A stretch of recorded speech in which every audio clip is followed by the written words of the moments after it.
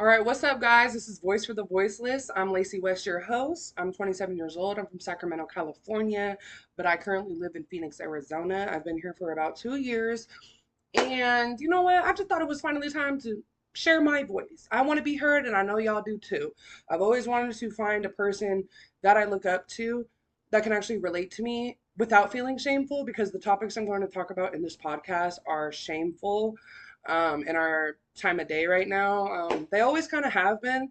This isn't something new. For example, like domestic violence, bipolar disorder, depression, just mental illness in general, alcoholism, narcissism, being biracial, being too white for the blacks, being too black for the whites, not really finding out a space to fit in. And the list goes on and on. But honestly, my mission on this podcast is to truly just at least get one person on here to feel heard and seen. Because I promise you, if I had someone that I could actually resonate with maybe 10 years ago, I probably wouldn't have had to gone through the shit I went through. But you know what? I'm glad I did because here I am, so I could be that person for y'all. So welcome. Let's sorry y'all, got some notes here. I know y'all not used to seeing me in a professional setting, but here I am, bitch. Hello, clock it. So, let's get into it. I just want to get in a little background of myself first, just so you guys know who I am as a person because I don't know, like before I moved to Arizona, I wasn't myself. Like, your girl had to do a little shroom trip to get that ego death and a wake up call. You feel me? But like the way it happened wasn't the way it was supposed to happen. And that's what's so frustrating to me because it wasn't my choice to change. I was kind of forced to change, but I'm so glad I did because if I was still stuck in the cycle I was going down or the path I was going down in Sacramento, I don't even know if I would be here today. So basically, what I'm trying to say is so let's just start from the very beginning. Let me not lose track. By the way, I have ADHD, so we'll get into that too. But so bear with me on the topics. I just want to give you guys a little background on myself. Like I said, I'm from Sacramento, California. I was born and raised there. So was my family. I kind of grew up in the same household that my mom did growing up. So there's been two generations raised in the same house. And I don't know, there might be some spiritual folks out here. I hope so, because we're also going to talk about just generational trauma and having to break a cycle too, because I'm breaking a cycle. Like, bro. So let's see. My mom had me when she was 21. Bless her. But as we all know, like I'm 27 now. I couldn't even imagine myself having a baby at 21. So kudos to her. But when you think about it, that's a kid raising a kid. So y'all know how the story go. Grandma comes in and babysits, ends up taking the kids, kind of shit. So that's basically what happened. I do have two younger siblings. But most of my childhood trauma did happen with just my younger brother. Because we are 4 years apart. My other one we're 10 years apart. So like he had his own journey with it. But basically I don't remember most of my childhood, which I know a lot of people with trauma can resonate with because I feel like that's something that drove me absolutely insane. And I felt like I was crazy. Um, because when people recall memories from when they're like 3 years old, it makes me feel like, well, damn, I can even remember shit. Like my first early onset memory is when I was like 10 years old. But like I grew up in a domestic violence household, along with addicts in my house. My mom's an alcoholic. And I didn't realize how much that affected me until like 25, I would say, is when I first realized, like, I was like, damn, like, oh my God. Like, you don't realize you're in it till you're in it. Like, and you're repeating a cycle. Like, I found myself in back-to-back domestic violence relationships. I found myself drinking every day or whatever it was. And I don't want to say I was sitting there being an alcoholic, but I wasn't drinking for the right reasons. Like, when me and my friends would go kick it, like their version is, yeah, we're gonna go kick it and drink and turn up. Like I'm in my head, like I need to escape my home life. You feel me? But keep in mind, I didn't start drinking until I was 18. I will say I was a little pussy. Like, bitch, I didn't touch weed till I was 15, and the only reason I did is because my boyfriend at the time put me on. We're gonna get into that story. I don't even know if that's gonna be on this podcast, but so back to childhood. Growing up in a domestic violence household along with addicts, like, and when I say addicts, I mean like my mom had her friends over, boyfriends, whatever the fuck, like whatever it was, like it was niggas was on. You feel me? So it's just like I was always surrounded by violence. Like that's what I grew up seeing and that's what I thought was normal. So like when I first got into my first domestic violence relationship, I thought it was normal. Like, oh no, this is supposed to happen. Like I've seen this happen. Like my mom used to get hit. You feel me? Like they used to fight. Like this is what's supposed to happen. Wrong. Hello. And you know what's so funny? Like I don't blame my mother, but like cuz she's in her own shit. But it's just like when you see that's happening to your daughter, don't you want to intervene and stop and let her know that it's not the way it's supposed to be? But then it's like I have to step back as a grown woman right now and just be like, I can't do that to her because she's a domestic violence victim as well. And if y'all don't know, this is why I'm here to educate you. 1 in 3 women in America are in domestic violence relationships. And that is just crazy to even think about. Um, that's really crazy to even think about because it's like, okay, so you're saying if I was sitting in a room with 3 people, 1 in 3 would be in a domestic violence relationship. And it's so shameful. Like people don't want to bring it up. Like when I was in my last one, like, and I was in my last domestic violence relationship sober. Like, and I say that because like in the other ones, like I was either always drinking with them or like, um, it was just a game, I guess. Like I wasn't even like in love with it, like motherfuckers, but excuse me. It just like I don't know. It was just like it was different with my last one. I don't know what happened, but like I think it's because he was a true narcissist, like diagnosed, and like he really did play a fucking mind game with me to the point where I thought I was like completely and utterly in love with him and would do anything to be with him. And that's how you feel when you're in love and when you're and it's not even in love. I was literally being trauma bonded right there. Like he literally was playing with my brain so bad. Like I literally thought I needed him to exist. Like and it's so funny because I even had my brother clock me because I literally had to call him one day. I was crying and I was just like, like he just says, I talk too much, I talk back, I don't listen, da, da, da, da. And I'm like crying to my brother, I wish I could change, I wish I could change. He literally was like, Lacey, that's the one thing I love about you. You never back down. You're always saying what you need to say. She was like, I remember when you was 10 years old and my dad was disrespecting our mom and you told that nigga to shut the fuck up. You're 10 years old and that nigga got in your face and slapped you. Like I've always been like that. I've always like stood my ground because I had to grow up in that. I've always had to stand like be on flight or fight. You feel me? So it's just like I don't know. Like I can't even explain it. If you have not been in a narcissistic relationship, you will never understand the crazy they make you actually feel. Like it's actually insane. Um, but hold on. You know what? I had to take a sip of. Mm-hmm. Okay. But yeah, so mind you, like I know I'm jumping all over the place, but I really just want you guys to know my story because I've never talked about it because I was ashamed of it, but now I'm healed, healing, and I'm getting past my trauma, so now I'm able to share it so I can show you we're not silence, we're resilience. I believe that's how you say it. No, um, but we are like people just think that if you're a victim, like they feel bad for you. And it's like, bro, no, I am who I am. We attract the abuser because we are such light. They know that they can grab onto us and suck it out because we are emotional. We care about people. We love people. We'll do anything for them. You know what I mean? And they take advantage of that and they seek it out. Like when I met this motherfucker, I wasn't even interested in being in a relationship. You feel me? Sorry, y'all. It's new to me. It's new to me. Okay, the computer keeps trying to turn off, but um.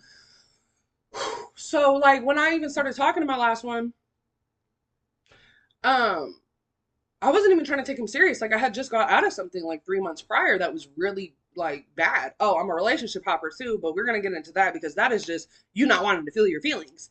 I didn't even realize I was an avoidant until I started putting the pieces together. Like, damn, motherfucker, you haven't had a moment alone in 10 years. But hey, we 2 years celibate. Okay, we're not getting into that right now. Okay. Back up. So I wasn't even trying to get in a relationship at that point, right?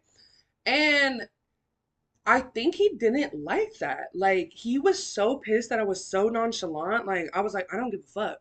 And I will say, this man did have a girlfriend. I didn't find out until a month after we started like fucking around. But even then, that's why I was really like, I think he expected me to be like, oh no, you need to break up with her. No. See, so it took about 1 to 3 months, like of him like toying with my brain. Like he was working on me. Like he had that bitch and he was working on me to get me to like, like y'all know how it is. And if you don't, like, we're gonna get on a narcissism episode and I'm gonna really go into detail about it, but I just want to explain what's happened to me first. And then, we'll get into specifics. I can't spoil it all in the first episode. So he did that. The bitch ends up leaving him. Um, I find out that because the police showed up at this nigga door. Okay, hold on. He moved me in. Like I started spending the night every day, right? So I wake up one morning after she left him. I wake up one morning to a knock on the door. So I'm just like kind of like peeping in the window. He goes and answers the door, and it's some police, right? I'm like, what the fuck? It's 8 in the morning. What's going on? So he talks to them for like not even 5 minutes. Comes back to bed. I'm like, what was that? Nothing. My gullible ass, I'm like, ah! Bitch, I knew there was something up. Thank God I had to go to work that day. So you know what I did on the way to work? Looked up that nigga name in the little police shit. You know what I'm talking about. Let me see what's up. I find out that he now has a domestic violence case open. Pause. Now, most people would be like, oh my God, like, that's a red flag. Like, oh my God, right?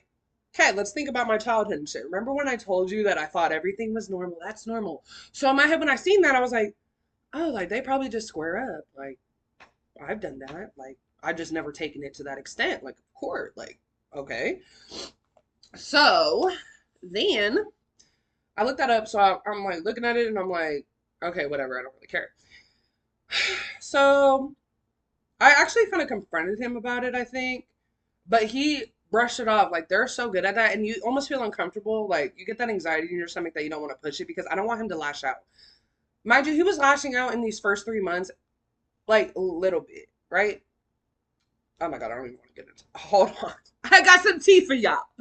Um, but yeah, so I kind of just dismissed it, and then it took the first night.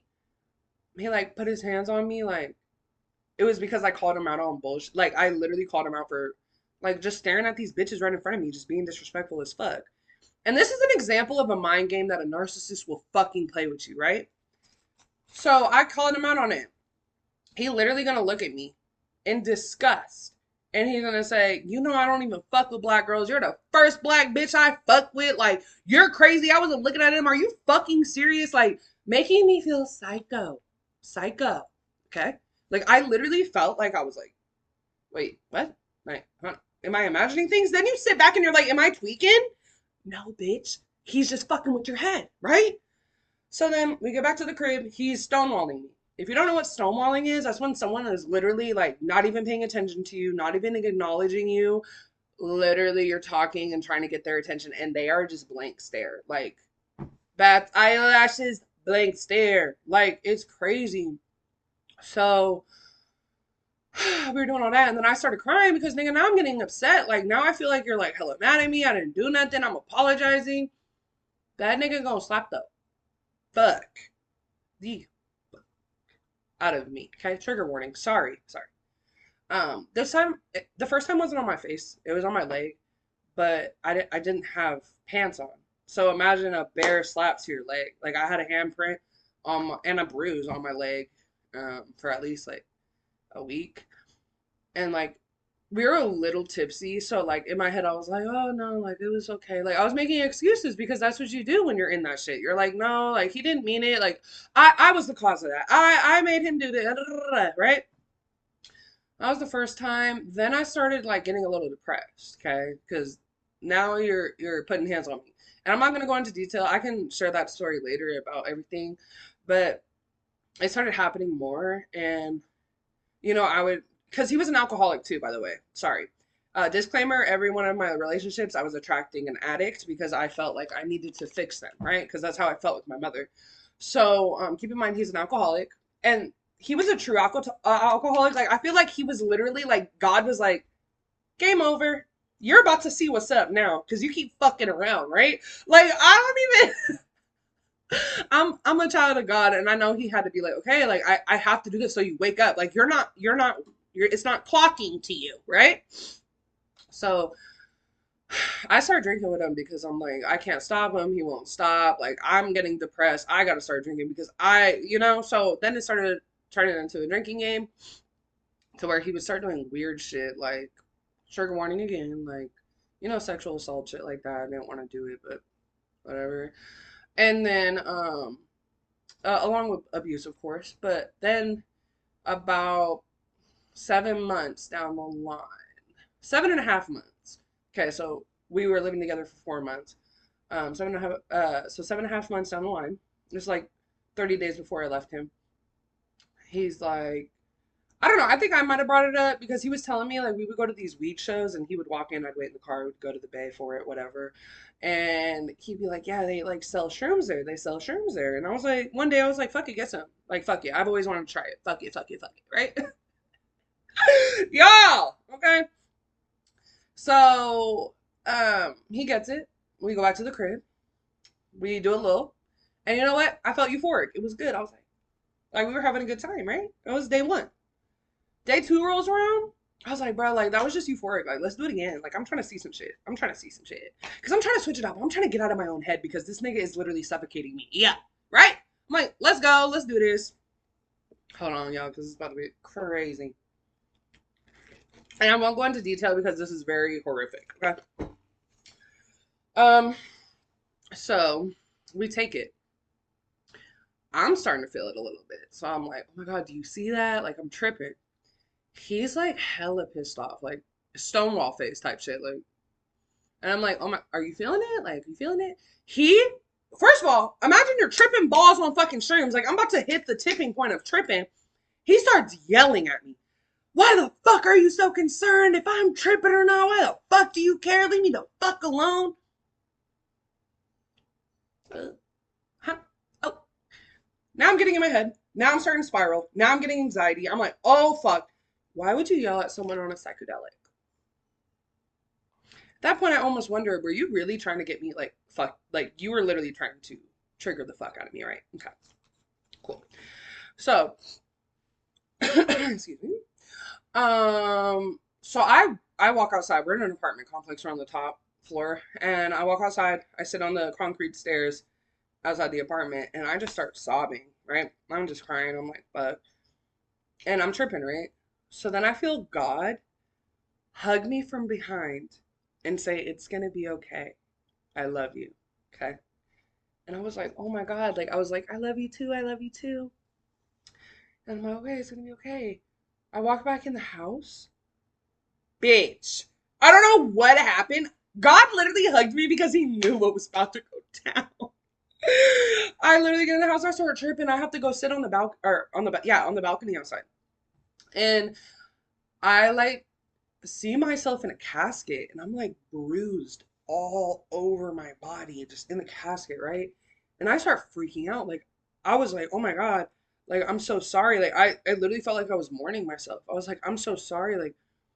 Like what is this? What does this mean? Like I don't want to die. Like I started freaking the fuck out. So then it flashed from that to me seeing myself as a little girl. And I was just holding her because she was sad. And I felt like that was just showing me like the first part was just showing me like this is where you're gonna end up at if you keep going down this path. And the second one was just like, you've been hurting since you were a little girl. Like you got a lot of trauma to heal. Like you gotta, like you need to stop abandoning her type shit. So like I'm going through that. A lot of flashbacks. I don't know if they're flashbacks of my early childhood or if it was imagination, but some shit I saw was not okay. So I started freaking out and I called my brother. Um, I hang up because I'm like, I don't want to tell him about this. And I just text him. I'm like, hey, like, oh, mind you, he's in Arizona. I'm in California at this point. I text him. I'm like, bro, like, I'm tripping on shrooms, but it's going to be okay. I know you made it through it when you were tripping. Like, don't worry about me. I'm good. He calls me immediately. He's FaceTiming me and I'm sobbing. I'm telling him what's going on. And he's just comforting me, like, no, Lacey, it's okay. You know what's so fucked up about this shit? I'm on the FaceTime with my brother, and that's when this nigga comes outside to check on me because what, you heard another nigga's voice? Literally opens the sliding glass door, checks on me, looks at the camera, and then fucking closes the door back up. Like, are y'all still with me on this? Like, what kind of fucking weird ass shit is that? Like, you're hella weird. Mind you, I'm still sobbing. Like, why wouldn't you try to comfort? Like, and he can hear me inside. Like, it's just like, I think about that and I want to hold myself so bad because I did not deserve to go through that shit. That was so fucked up. As my first trip, bro, like, that was so grimy. So, I got off the phone with my brother. I'm pretty sure that nigga was outside listening, or like on the outside of the door on the inside. You know what I mean? Like peeping, like, because he walked outside probably 2 seconds later. He was like, "Come inside, come inside." Like, okay, like what else am I gonna say? You know? And then so I go inside. He takes me to the bathroom because I'm trying to throw the shit up because I'm not trying to do this no more. I end up sitting on the floor and I'm just talking and talking and talking just about how I hate myself. He's not comforting me at all. I can literally remember this. He's just sitting on the toilet. I'm sitting on the floor in the bathroom and I'm crying. He's just sitting there like this, looking at me. Are you okay? Are you genuinely okay? Like, people like that are so evil. It's disgusting. Like, I think about that and it's disgusting, right? So, yeah, after that, um, I was feeling like in a depressive ass funk. Like, I don't even know what was going on, like for a week or two. Like, I couldn't figure out my feelings. Like, it was hella weird. I just knew something needed to change. Like, when he was picking at me, when we were fighting, when he was snowballing me, like, we were the definition of a toxic. Like, I would be, like, he'd walk out, I'd follow him. Like, we'd be on the street, like, just yelling at each other. Like, it was crazy, right? And, we would do that every day. And, like, after the shroom trip, I started to be like, I'm not doing that with you. Like, you're fucking like, no, fuck you. Like, I dead ass was like, fuck you. And like, so it kind of trickled down. So then I was like, you know what, we should start having space in between us, right? We should start having space in between us. So I packed my shit up. I'm like, yeah, I'm gonna move back in my grandma's. Like, we're gonna be half and half time, like whatever. Then he starts crying. Didn't you want me out in the first place? Didn't you want me out of your house? You've screamed that at me a million times. Didn't you want me to leave? Now you're sitting here fucking crying and making me. You know what? I was so fed up, y'all, and I'm so glad I was. I was like, okay, like I'm still gonna see you. Like I'm not gonna say I was a bitch because I still was like rubbing his back, like, no, it's okay. We're still gonna be together. We just need to work on ourselves if we really want to be together. Like I was really trying to make this shit work because I really thought I was the problem. What? Excuse me. So, um, yeah, I ended up going half and half. Like, but there was one, like the last, like that lasted probably a week. Then I spent the night. Things were going good, so I spent the night like 3 days in a row. And on that third day, he started acting hella weird, and he was just like, "Leave, leave." And I don't like being told what to do. I'm an oldest sibling, babe. I don't like that shit. He's telling me to leave. I'm like, now I'm not gonna leave. I was gonna leave on my own, but now I'm not gonna leave because you don't shut the fuck up. Like I was like, fuck you, nigga. Like I don't give a fuck. So he's drinking, right? And I'm like, you know what, bitch? I'll drink too. Fuck it. So I'm drinking too. We start arguing, right? No, we didn't actually. We argued a little bit, then we came back to it, and then we started getting emotional with each other. He was more drunk than I was, mind you that. I'm glad I was a little drunk for this because this was bad, y'all. So, um, we start expressing to each other like just about childhood trauma, and he opens up to me about like he got touched as a kid, all this shit, and he was yelling at me like, "You want to know why I don't like to kiss? You want to know why?" I was like, "Oh my god, so you're a woman hater? You are a woman hater. That's why you beat me. That's why you beat all the bitches you're with. Like that's crazy." And yeah, he starts yelling at me. I try to comfort him a little bit, and then I expressed to him like growing up in a domestic violence. I literally this is what's so fucked up, y'all. I literally explained to him multiple situations that happened to me in that house when I was growing up, and I had to fight 30-year-old men at the age of 10 years old and fucking go through that shit. I literally told him story by story. Not even 5 minutes after that, we start arguing again, and I literally because I started getting a little more into back into spirituality at that point. And I was just looking at him, and he had this nasty, scary look in his eye I've never seen before. It was like black eyes, like it was like a demon, dead ass. Like I swore I saw a demon. And I was like, I rebuke you, demon. I was like, you literally look like a demon right now. Get away from me, right? So he storms out the door. And then I was like, fuck, I feel bad. I shouldn't have said that. I literally thought that, right? Like 30 seconds later, I start walking towards the door. I open the door. I see him charging up the concrete stairs. And he's like, "You want to see a demon? I'll show you a demon." I don't even want to get into the graphics of what happened, but he beat my ass. Like dragging me down the concrete stairs, beat my ass. I broke my nose that night. Uh, yeah, that was like crazy. Like I even thinking about it now, because it's just like, damn, like I didn't deserve that. I did not deserve that at all. No one deserves that. That's why I'm saying, y'all, if you are in a DV relationship, please get help. If you're based in Sacramento, they have a support group called Weave. It's free, it's group therapy, or you can have one-on-one. They helped me so much just to like reprogram my brain. But yeah, crazy enough, after that night, like I was bleeding, like my nose, like everything. I was dragged, like I had cuts everywhere, bruises. It was like never seen myself like that before. And um, so I was staring at myself in the mirror after this. Oh, because I was like screaming outside for someone to help me, like at the top of my lungs, and no one came outside. And that's what really hurt me because I was thinking that in that moment, like, no one's coming to help me. No one. Like, and I was screaming, y'all, at the top of my lungs for someone to help me. There's apartments all over me. Like, it's not like I was like in the street. Like, there's people there. So it's just like, it's just, and it's fine. Um, but where is it going with that?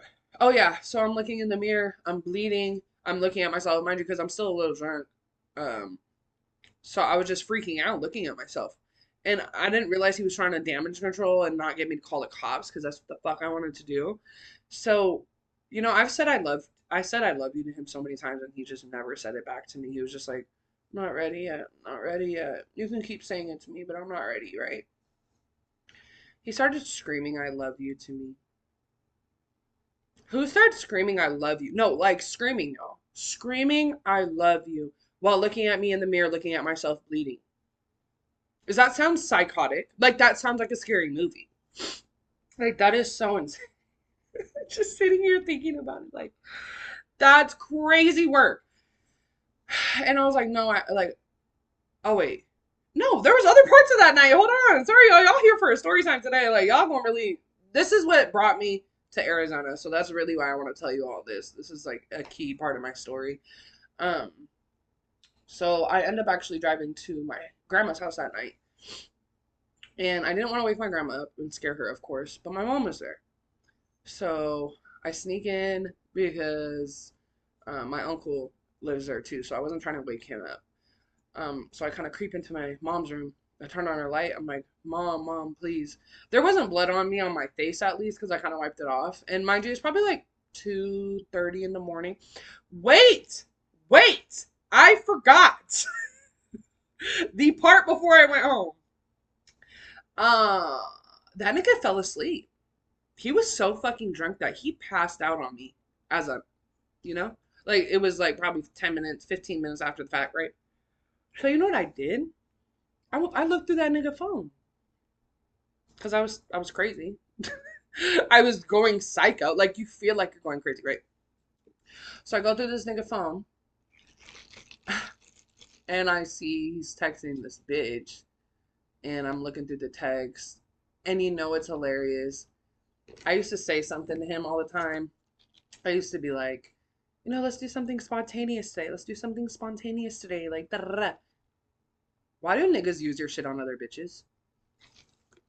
I would never understand that. The way I saw that in the text thread, I was like, you unoriginal ass bitch. Like, damn, you taking my shit and using it on another bitch? So I just read through it like, I was like, okay, so you're talking to another bitch, like you're weird as fuck. So that then I go on Snapchat because this nigga removed me off Snapchat because I was acting dramatic. Just like trying to make me feel crazy because he was talking to other bitches.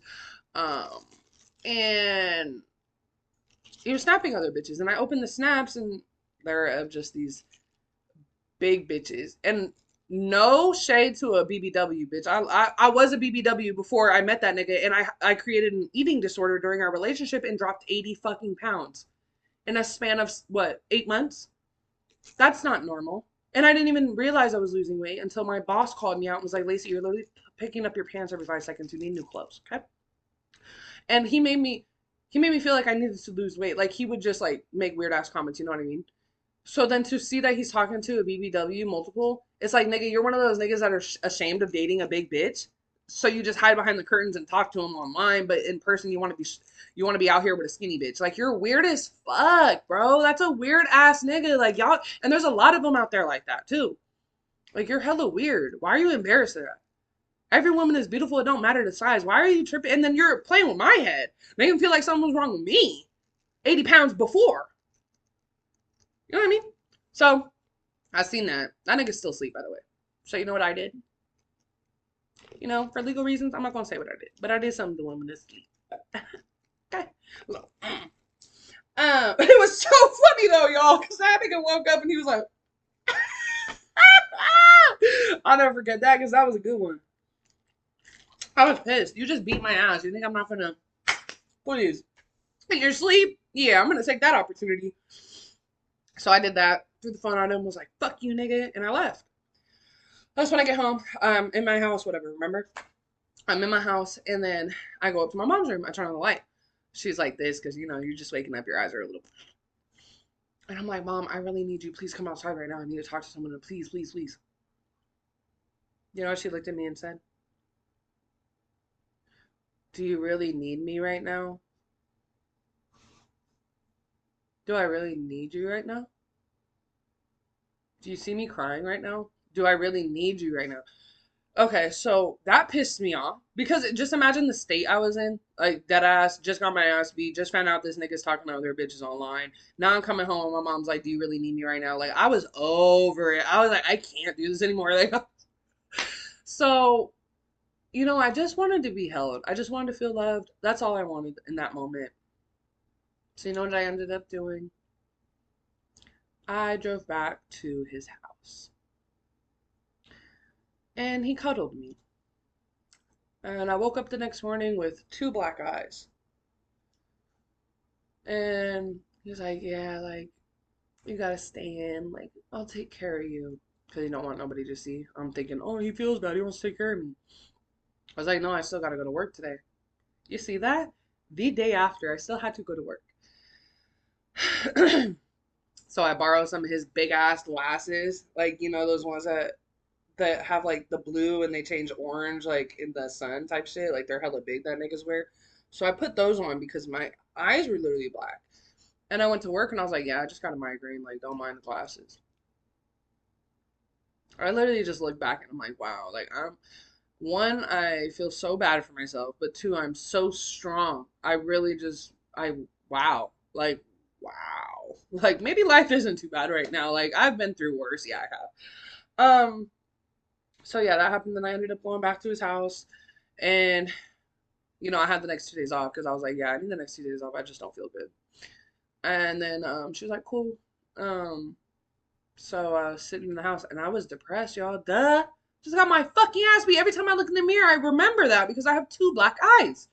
Fuck. And then I'm just laying there and then he starts to get mad at me. Why are you being so depressing? Why are you doing this? Why am I doing what? Really? Like, I really just, wow. And so, like, after that, I don't know. I'm trying to, yeah, it was after that. It was that second day. Because that third day, oh, and y'all, that night he essayed me. Why do you think I would want to have sex right now? Why would you think I'd want to do that with black eyes? You just beat my ass and you still did it anyway. Like, that is so crazy. And I didn't realize I was being assaulted. I didn't realize that until, like, I came here and did therapy. I was like, bro. So yeah, that next day, like, we got in a little argument and he had a dog. I'm doing a whole episode on him because the things he did were horrific and I need there to be awareness about it because I saw the signs and I ignored them. And I need people to really just understand, like, no, please, if you see that, you need to go. You need to go. I promise you, you're gonna be cool. So we got in a little argument. He took his dog on a walk, and I grabbed all my rest of my shit I had in there. I left my favorite pair of fucking Air Forces there. I'm pissed to this day. I'm pissed because I got outfits I could wear with them because they were pink and white. We ain't finna talk about that, but I grabbed what I could. And I left. And he tried to call me, he tried to text me. I was like, I'm not coming back. Like, I'm really done with you. Fuck you. And this was on my little brother's birthday that I decided to leave. And I went home, showed my mom. My grandma started crying. It was really emotional, but I was glad that I was able to spend my little brother's birthday with him. Um, yeah, yeah, I was very fortunate for that because who knows if I would have made it if I would have stayed any longer, you know? Because yeah, so I ended up going to the ER and he ended up breaking my nose. Um, yeah, so I have a broken nose still. I couldn't get it fixed because I went to the ER too late because they couldn't readjust it because I came too late. I came like a week or about 4 days after, and they didn't want to touch it because it's already started to heal or whatever. But just like, damn, bro, it's crazy. It's hella crazy. Like I just can't believe. So after that, I didn't want to go live with my grandma. You feel me? Like I tried for a little bit, like I think a week, and then me and my mom got in this big blowout fight, and then lived with my cousins that lived there. Probably it's in Placerville. It's like 45 minutes away from Sac, and I just stayed there, and I made up a decision. I was like, I'm done. I'm done with Sac. I'm done with this fucking life. I'm moving to Arizona with my brother, like in my own space, not with him, you know, because he was in college at that point still. And I told everybody that, and everybody had their doubts. Like, yeah, okay, okay, sure, nice idea. Baby, I made that happen in 90 days, bitch. 90 fucking days. Probably, actually less. Yeah, I did that on my own. I picked up 3 jobs. I was doing side, hair on the side, like going to people's houses, doing house calls. Like, I was hustling, I was stacking.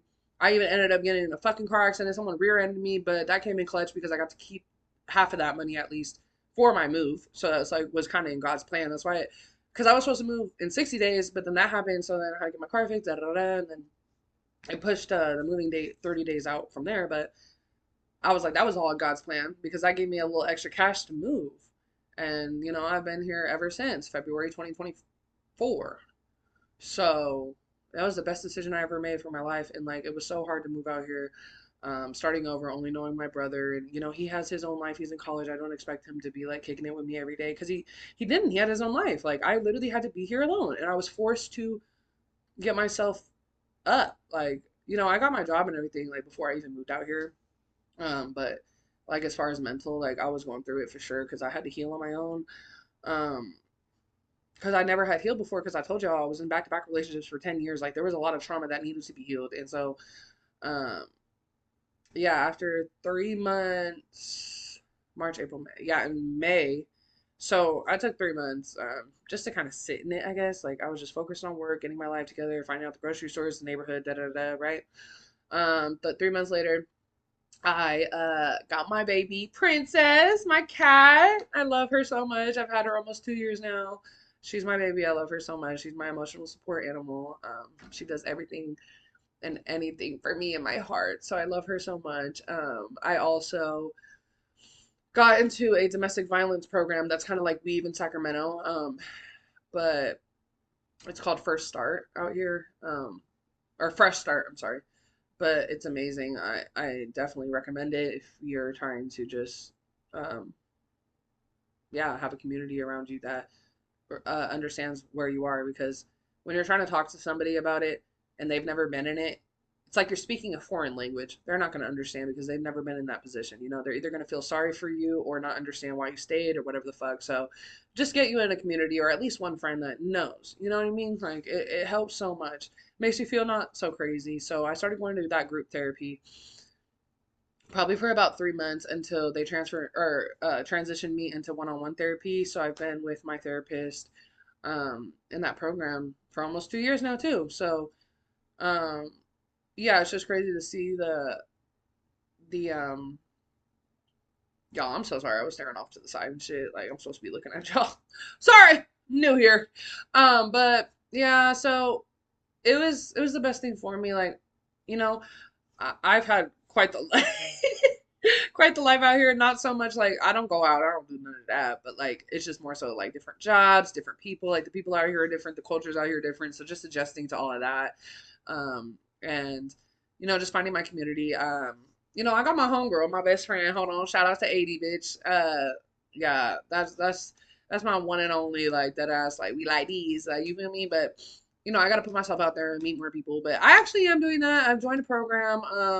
If you have a parent relationship, like partner, or a friend who's an alcoholic, and you feel like your life is becoming unmanageable at this point, there is a program called Al-Anon that is for alcoholic friends and family members to meet in group. It's just like an AA meeting, but for friends and family members or partners of the addict or alcoholic, and you meet up and you talk about it. And yeah, I started doing that 2 months ago, and that has really helped. So I feel like I'm just now on a journey of just like getting a hold of my childhood trauma now. Like I've done the big girl trauma, like that's pushed it aside and shit, but or like done and over with. Like I feel like I've definitely healed that area, but like now it's time to heal Lacey. Like and like actually like that little Lacey I saw on my shroom trip.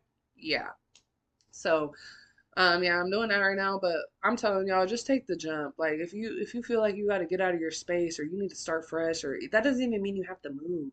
Like you can do it. Every day is a new day to start fresh, and I have to remind myself of that every day. Especially it's hard when you're the only one doing it around you, like if you're the only one who's trying to break patterns and break cycles and do better for yourself and da da da, and your family, your friends, da da da. I understand it's really hard, especially when you're the only one that's actually trying to do it. Because I even catch myself being like, why the fuck am I doing this and nobody else is doing this? It don't make no sense. But it's like because God chose you. What do you mean? You're the chosen one, babe. You should feel good, even though it's hard as fuck, but you're gonna make it through. So yeah, so that's just like a little bit about me. A little bit. That was 40 minutes, bitch. But hold on. Let me just make sure I didn't miss anything. Uh,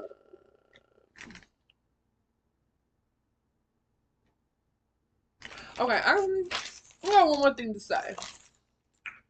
I just want to say what motivates me every day to prove. What motivates me every day is to prove to myself that I'm not a product of my environment, and that ties back into being the only one that's doing the change. You don't have to be a product of your environment. You don't have to fall into the same patterns that your family or friends are doing because that's how cycles keep going and going and going. Do it for your future children. Do it for your future grandchildren. Like, do it for you, dude, because this is going to matter in the end.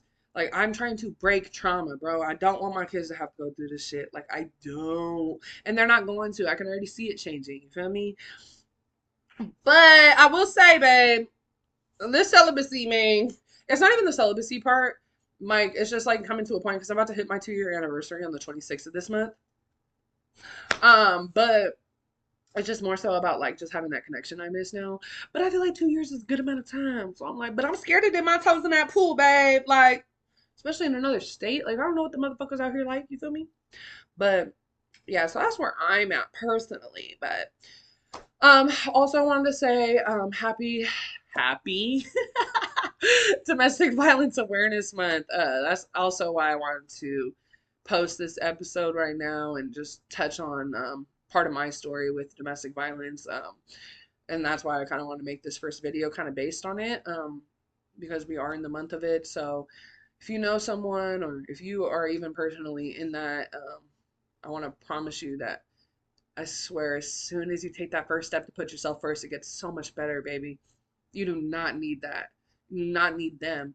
Like, you don't. Like, I promise you, it feels like you need them to breathe, but that's just because you've been in it and fucking, like, trauma bonded to the max. You just need to take that first step. And I know it's so hard. It takes the average person 7 times before they leave. 7. It did take me the seventh time is when I left. I counted. I tried to leave so many times. And you'll get there one day. And you don't have to be ready today, but I promise you, once you do, you will feel so much better. So, with that, I am Lacey West, and this is Voice for the Voiceless. And I hope you guys enjoyed so much. I'll be coming out with another episode. I think monthly. I'm gonna hold it to a monthly episode just because I want to get in the groove of editing and doing all that and get in my groove, and then we'll move on to about like bi-weekly. I'll drop. So let me know what topics you guys want to hear about next. Show some love in the comments. Please share this. Please promote me, y'all. I'm just a girl. Nah, for real. I love y'all so much, and I hope you enjoyed this podcast and getting to know me. And I look forward to just creating a little relationship with y'all. So tune in till next time, babe.